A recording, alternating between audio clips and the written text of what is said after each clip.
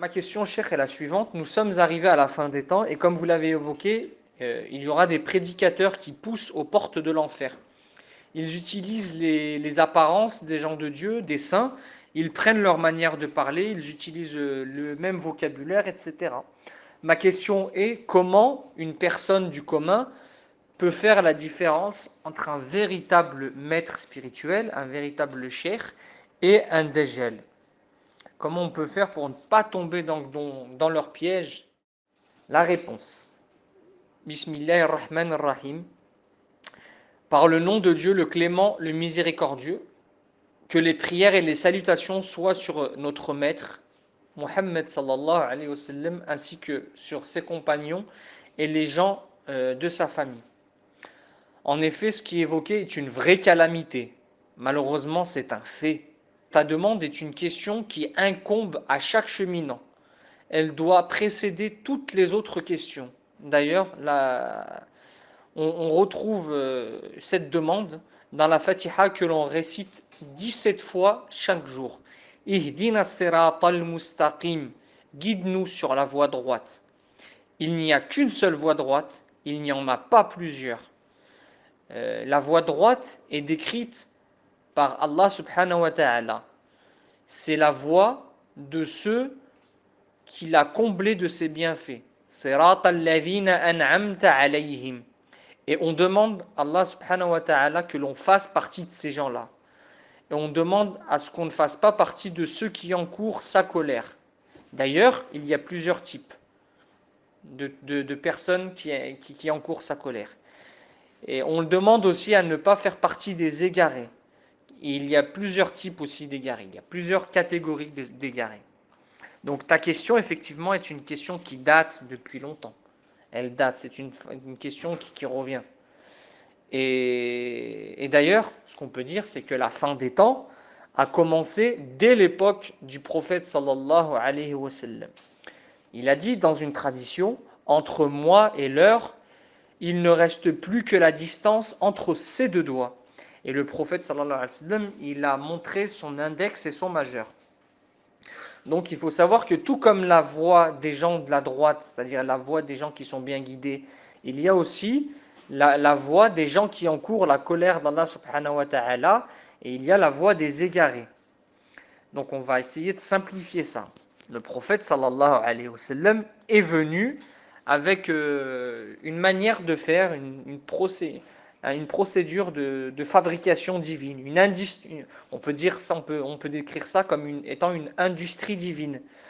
Alors, elle dirige les actes, elle dirige les intentions, et elle permet à l'homme d'être sur le véritable objectif, de viser les vraies choses, les bonnes choses. Le prophète sallallahu alayhi wa sallam nous donne un procédé de fabrication. Je vais te donner un exemple. Je te donne un exemple, une métaphore. Par exemple, tu veux réparer ta voiture car elle a des problèmes. Eh bien, dans ce cas-là, tu vas l'amener chez le mécanicien. Le mécanicien, qu'est-ce qu'il va faire? Il va établir un diagnostic et il va la remettre en état et il va te le dire. Toi, bien sûr, tu vas croire ce qu'il va te dire, mais par contre, bien évidemment, tu vas la tester à la sortie du garage, n'est-ce pas? Tu vas lui faire des tests pour voir si ce qu'il dit avoir fait, il l'a réellement fait. Et si ce que tu avais constaté comme panne est toujours présent ou pas. Eh bien, on peut faire le même parallèle avec nous-mêmes. Nous sommes notre propre, on va dire, notre propre marchandise. En effet, c'est vrai qu'il y a plusieurs degrés chez les chouyours et on doit tous les respecter, que ce soit les fuqaha, c'est-à-dire les gens qui établissent la jurisprudence, les fuqaha ordinaires. Ce sont ceux qui t'expliquent comment faire tes ablutions, comment prier, comment sortir les 2,5% de l'aumône légale, etc. Ça, c'est au début. Tu vas aussi avoir les savants de la croyance qui vont, eux, t'expliquer de quelle manière croire et comment rechercher Allah subhanahu wa ta'ala. Il y a aussi une troisième spécialité, et cette spécialité, ce sont les gens du tasawwuf. Et le tasawwuf explore en profondeur les ténèbres qui sont en toi. Donc, si tu si on continue avec cette image de voiture, si tu rentres, si tu vas avec ta voiture chez le cher, et ici donc on parle de ton nefs, de ton ego, et si tu ressors du cher comme tu es rentré, c'est-à-dire que si tu as une voiture en panne et tu sors et cette voiture est toujours en panne. Ici c'est la même chose avec le nefs. Si tu constates qu'au bout de 1 mois, 2 mois, 3 mois, 4 mois, que c'est toujours pareil, alors commence à te poser la question, pourquoi tu allais chez ce cher? Le cher, voilà, c'est vraiment comme le mécanicien. Il doit réparer ton ego, il doit te réparer. Et donc si tu vois que tu continues à toujours mentir, que tu fais toujours preuve par exemple d'ostentation, que tes yeux se portent sur ce qu'il ne faut pas, que tu ne pries toujours pas à l'heure, alors sache que c'est pas le mécanicien chez qui tu allais n'est pas un bon mécanicien. Ces choses-là, ce que je viens d'indiquer là, c'était connu chez les gens de l'époque. Et quant à eux, ils recherchaient encore beaucoup plus que cela chez un cher. Cependant, nous, dans notre société, chez nous, chez les gens simples comme vous et moi, je leur conseille de ne rechercher que ce que je viens d'évoquer, c'est-à-dire quelqu'un qui puisse réparer ton nefs, qui puisse t'aider à ne plus mentir, qui puisse te pousser pour pouvoir faire la prière à l'heure, etc. Nous-mêmes, notre instrument, il est défectueux, c'est-à-dire nous sommes détériorés, nous sommes défectueux. La rue a dégradé un petit peu en nous. La télé a dégradé un petit peu en nous. Les savants égarés nous ont un petit peu dégradé. L'État aussi nous a détérioré un petit peu. La famille, elle aussi, a joué son rôle dans notre détérioration. Et bien sûr, le monde satanique aussi, et nous-mêmes, notre cupidité, notre avidité, tout ça nous a dégradés. Donc, comme on peut dire, notre outil, c'est-à-dire notre moyen de transport nous-mêmes, eh bien, nous sommes, on peut dire, on est parti en cacahuète totale. Et donc, nous avons un instrument, nous avons une voiture qu'on aimerait réparer. Et donc, nous voulons un mécanicien pour réparer ce nefs. Donc ce qu'on peut dire, c'est que la première fois que tu vas chez un mécanicien ou chez un cher, alors il faut écouter ses propos. Et en effet, les propos d'un vrai mécanicien, d'un vrai artisan, d'un vrai réparateur sont clairs, elles sont visibles. Et il est facile de distinguer les paroles d'un vrai réparateur, d'un vrai artisan, d'un vrai artiste, des paroles d'un pitre. On ne va pas être réparé par la consommation du couscous, ni par les danses mystiques. Celle-ci d'ailleurs s'adresse aux vrais amoureux, ceux qui voient leur âme éteindre lorsque s'allume en eux la flamme. Ce qu'on appelle la imara. La imara n'est pas quelque chose qui se pratique au début.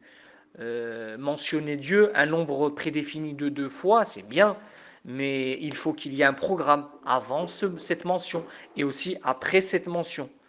Le programme que doit donner le cheikh au mouride doivent concerner le nefs, l'ego, et rien d'autre.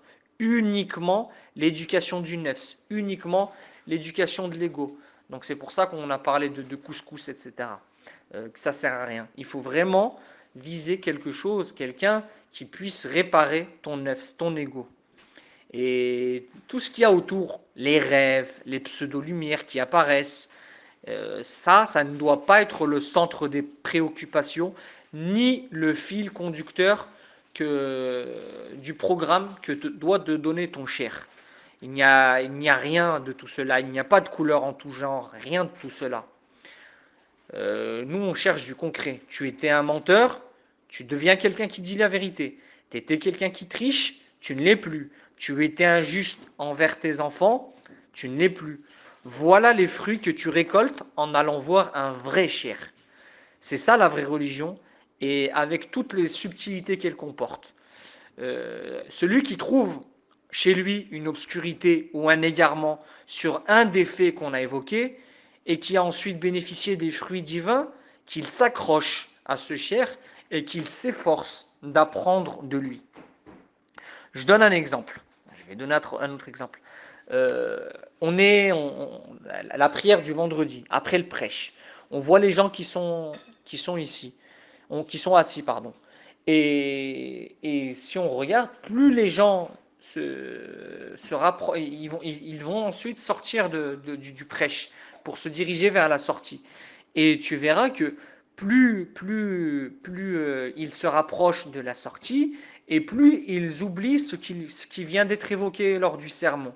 Et on peut même se demander si, à la sortie, est-ce qu'ils ont réussi à retenir quoi que ce soit.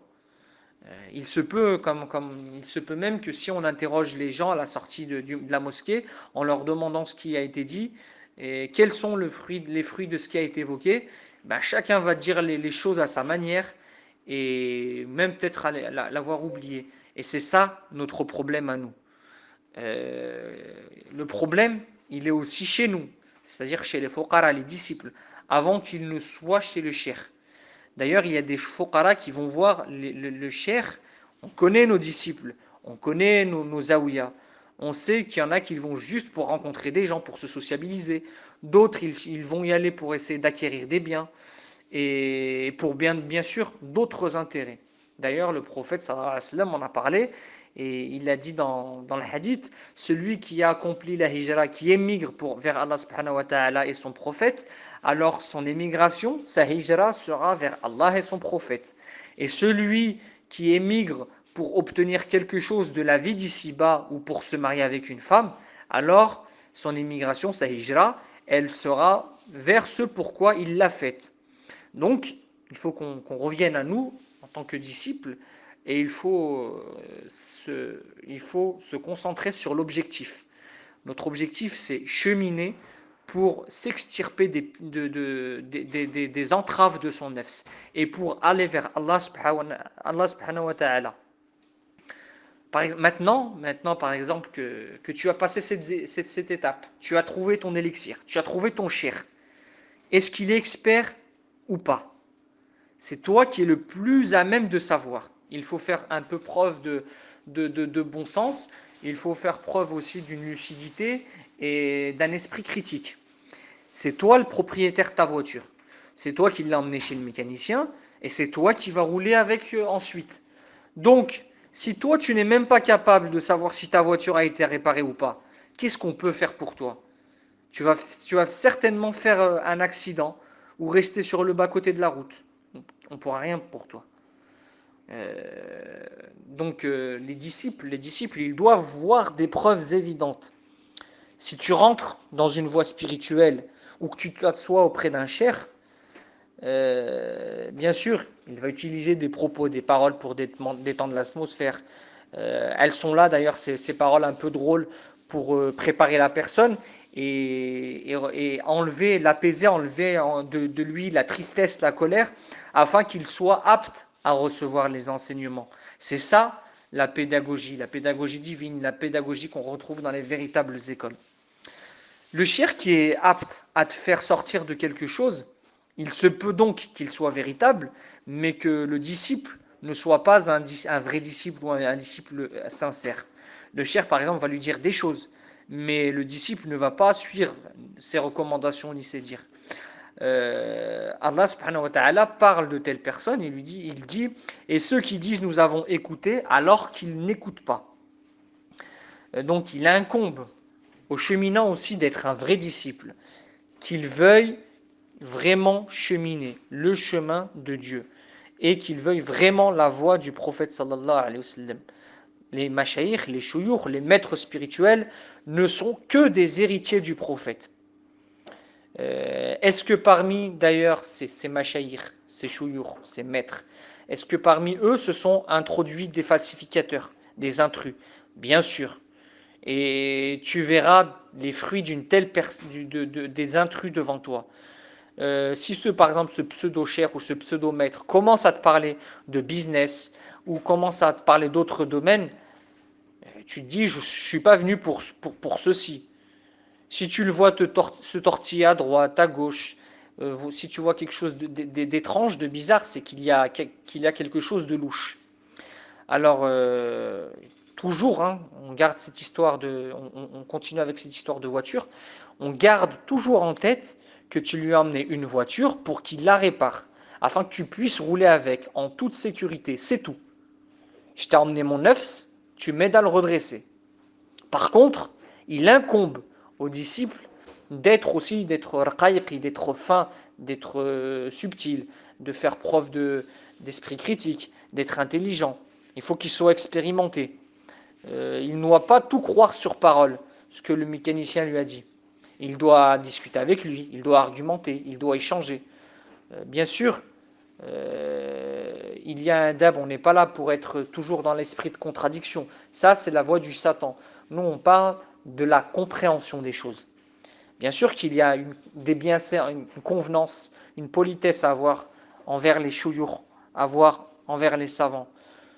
Cependant, j'ai connu des disciples qui allaient voir des maîtres spirituels pour leur poser des questions, et les autres disciples leur disaient « Non, non, ce que tu fais, c'est un manque de respect ». Et le cheikh les arrêtait et leur disait « Non, celui-là, il ne fait pas manque de respect. C'est celui-là qui veut vraiment apprendre. » Donc, ce qu'il faut aussi savoir, c'est qu'il faut faire la différence entre vouloir apprendre et l'esprit de contradiction, être toujours là pour contredire son cheikh. Ça, c'est quelque chose de satanique, par contre. Le cheikh, au contraire, quand il voit des personnes qui veulent comprendre les choses, qui veulent apprendre, qui discutent, qui argumentent, eh bien, les chouyours se réjouissent de ce type de personnes qui veulent apprendre, qui veulent savoir. Et c'est ce disciple qui intéresse le cheikh, pas les autres. C'est celui qui cherche Allah subhanahu wa ta'ala, Allah le Très-Haut. C'est celui qui pose les questions sur la voie de Dieu. Et c'est d'ailleurs ce qui est attendu d'un disciple véritable. Donc avant de parler des chouyours, des maîtres, il faut qu'on parle des fuqara. Le tasawuf a été détérioré d'un côté par les opposants, mais aussi par les partisans. On a d'un côté les opposants qui disent « Oui, les soufis ne racontent que des histoires à dormir debout, des histoires ubuesques. » On connaît ce type de personnes, on leur a déjà répondu. On a d'un autre côté, et quelque chose de beaucoup plus pernicieux, des personnes qui soi-disant appellent au soufisme, les pseudo-partisans. Ici, on ne parle pas des vrais chouyours. Hein. On parle, par exemple, des gens du commun, des frères dans la voie, d'un compagnon, d'une sœur, mais ils ne connaissent rien dans la voie. Et ces personnes ne recherchent pas forcément la vérité. Au contraire, ils ne recherchent que leur propre égarement. D'ailleurs, le prophète sallallahu alayhi wa sallam, je réévoque le hadith qui a été évoqué avant, il a dit celui qui émigre pour chercher quelque chose d'ici-bas ou pour se marier avec une femme, alors sa hijra sera pour ce quoi il l'a faite. C'est cela qu'on a évoqué quand on parle des gens qui recherchent leur égarement. C'est-à-dire qu'ils cherchent autre chose que Dieu. Celui qui accomplit la hijra vers Allah et son prophète, au contraire, il verra son émigration vers Allah et son prophète. Et il arrivera à Allah subhanahu wa ta'ala. Celui qui cherche réellement Dieu, vraiment Dieu, il arrivera vers Allah subhanahu wa ta'ala. On peut parler d'une anecdote. Sidi Abdel Aziz Dabbar radiyallahu anhu ardah qaddasallahu sirrahu nous a donné comme exemple, il y avait des disciples qui étaient allés voir des maîtres spirituels, et ces maîtres spirituels n'étaient même pas musulmans. Ils jouaient la comédie. C'étaient pas des musulmans et ils jouaient la comédie.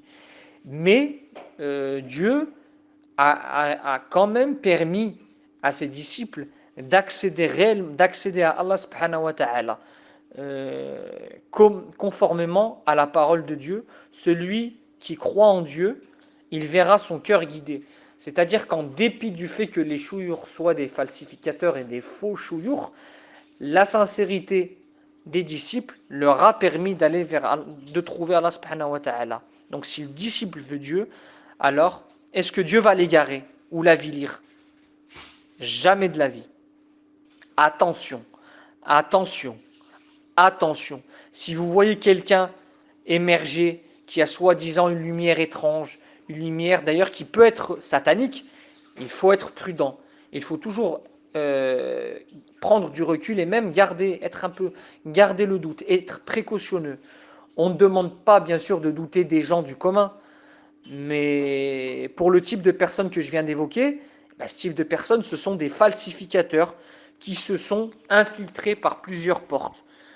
Euh, la communauté est devenue, on connaît l'état de la communauté, on est dans un tel état. Est-ce qu'on est arrivé dans un tel état uniquement à cause des fuqara qui cherchaient uniquement le bas monde? La question est non.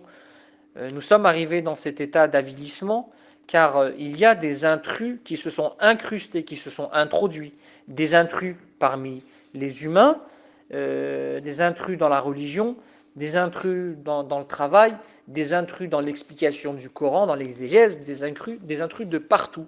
Et il y a eu une destruction à l'intérieur même de l'islam. C'est pour ça qu'on est dans cet état aussi.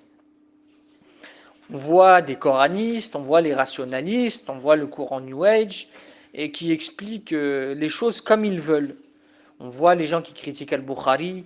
Certains, d'ailleurs, on a même certains qui disent oui, la religion, ce n'est que dans le cœur.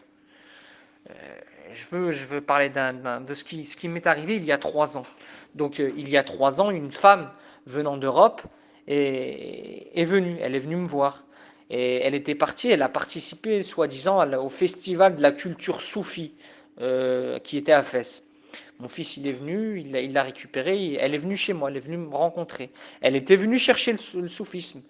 Et on a discuté ensemble, et on a vu que tout était vide, qu'il n'y avait rien du tout, qu'il n'y avait aucune compréhension.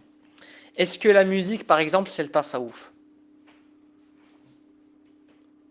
On peut parler, par exemple, dans ce cas-là, d'un cheikh qui a utilisé les instruments de musique, al-harraq. Pourquoi il l'a fait?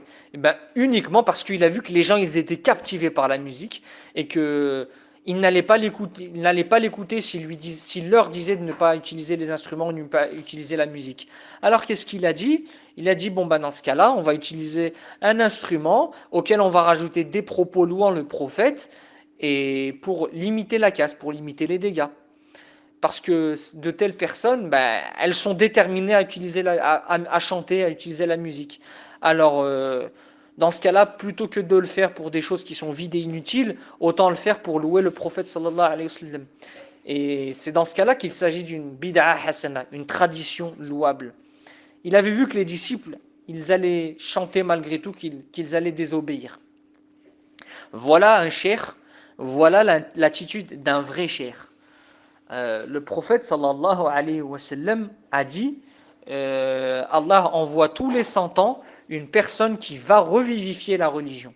On ne dit pas qu'il va enlever quelque chose, qu'il va retirer quelque chose de la religion ou qu'il va venir la compléter. Non, on parle de revivifier la religion. Il va revivifier la religion de quelle manière? En se basant en observant l'état, le contexte contemporain, l'état des gens, l'état l'état général des gens, l'état global, où sont arrivés les gens, où est parvenu le nefs de gens, où est-ce que leur nefs est arrivé, à quel point ils sont tombés. Et nous, on voit que nous sommes arrivés, par exemple, là, à notre époque, à la fin des temps. Alors, comment il est le tasawwuf de la fin des temps? Est-ce qu'il est semblable, identique au soufisme qui était du temps de Moulay al-Arbi al-Darqawi au XVIIe siècle ou Moulay Abd Salam? Eh bien non, le soufisme, le tasawwuf de la fin des temps, il faut qu'on traite avec le nom, le ism, il faut qu'on utilise par exemple le nom du al-Latif, du bienveillant, pour pouvoir éloigner, enfin pour pouvoir atténuer les calamités lorsqu'elles descendront sur nous, afin qu'on ne soit pas affecté. On doit utiliser par exemple le ism latif afin que nous ne soyons pas impactés par les actes sataniques ou celles du dégel. Donc on doit s'adapter au contexte dans lequel on y est. Comment on va dire comment manager, comment tsarraf, comment gérer, comment faire avec les doigts comment faire les doigts corrects qu'il incombe pour qu'Allah subhanahu wa ta'ala nous épargne du dajjal, nous épargne des actions du dajjal, nous protège. C'est ça le tasawwuf de la fin des temps. Nous sommes arrivés à une période où nous sommes exposés à plein de dangers, aux dangers qu'on a exposés, du dajjal, du satanisme, etc. Et moi, j'ai vu dans certaines vidéos, par exemple, des femmes de 22 ans qui sont rentrées en soi-disant retraite spirituelle dans la pénombre. Qu'est-ce que c'est que ça? Qu'est-ce que c'est que ça? L'ensemble, les véritables voies, les voies du passé, elles étaient dans la norme. Bien sûr, il faut les prendre comme référence. Il faut qu'on les utilise, qu'elles nous irriguent. Il faut qu'on puisse s'en servir, qu'elles puissent nourrir la tariqa de la fin des temps. Mais on ne peut pas les reproduire textuellement, parce que le contexte n'est pas le même. La tariqa de la fin des temps, eh ben, elle va permettre aux disciples de rester stables, de rester stable, de se protéger, de se défendre. Et cette tariqa, c'est une tariqa, une voie qui doit être majestueuse, c'est une voie qui doit être magnifique. Et est-ce que la reproduction à l'identique des anciens turuq à notre époque, est-ce que c'est la véritable chose? Allahu a'lam. Donc voilà. Wassalamu alaikum wa rahmatullahi ta'ala wa barakatuh. Ceci a été la traduction des paroles du cheikh. Ce ne sont pas mes paroles.